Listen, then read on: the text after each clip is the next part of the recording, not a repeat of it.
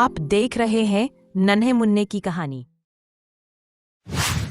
प्यारे दोस्तों, आज की कहानी सुधा नाम की एक लड़की की है। सुधा एक बहुत ही आलसी लड़की थी। घर के काम करना तो दूर, वो एक गिलास पानी के लिए भी अपनी माँ पर निर्भर थी। अरे अब उठ भी जा नालायक, 10 बजे तक सोती रहती है। अरे कुछ तो घरेलू लड़कियों वाले लक्षण दिखा। सोने दो ना माँ, क्यों परेशान कर रही हो? अरे भाग्यवान, क्यों मेरी बिटिया को तंग कर रही हो?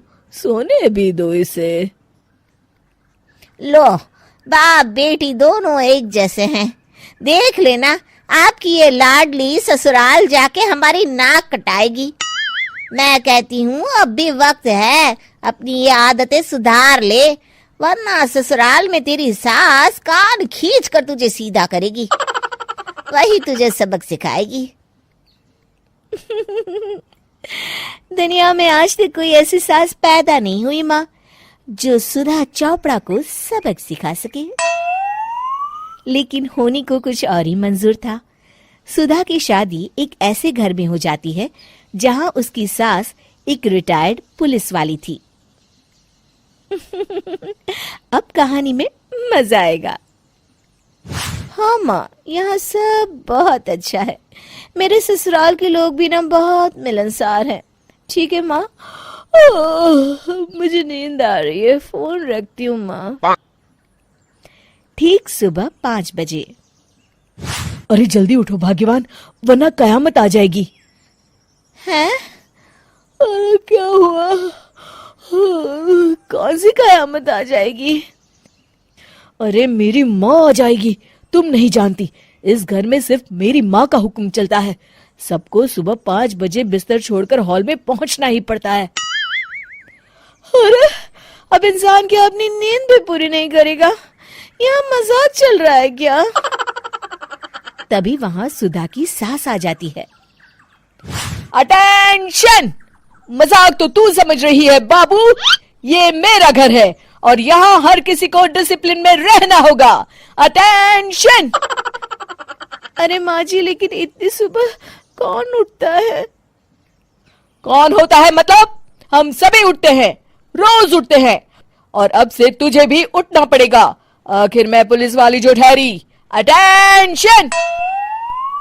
अरे माँ जी, लेकिन अब तो आप रिटायर हो गई हो ना। तो क्या हुआ? शेर कितना भी बूढ़ा हो जाए, शिकार करना नहीं छोड़ता। उसी तरह हम पुलिस वाले रिटायर होने के बाद भी अपने अनुशासन में ही जीवन जीते हैं। चलो अब बेकार की बहस बंद करो और उठकर हॉल में चलो। अभी आधा घंटा तुम सबकी परेड चलेगी। अटेंशन!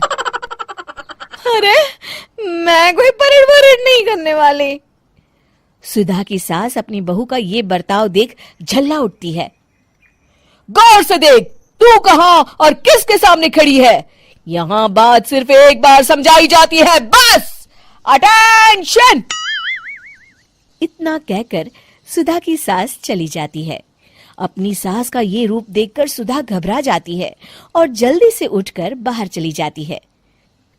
उस दिन से सुधा की जिंदगी बदल जाती है। हाय, थक गई मैं तो। ये घर है या जेल? कितना काम करना पड़ता है। लाइए दीदी, 2 रोटियां और दीजिए, मुझे बड़ी भूख लगी है।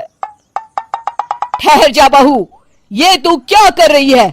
मैंने सबके खाने का हिसाब तय कर रखा है। तुम 4 रोटी से ज्यादा नहीं खा सकती और ये मिर्च मसाला भी नहीं चलेगा। मेरी बहुएं एकदम फिट होनी चाहिए। अटेंशन!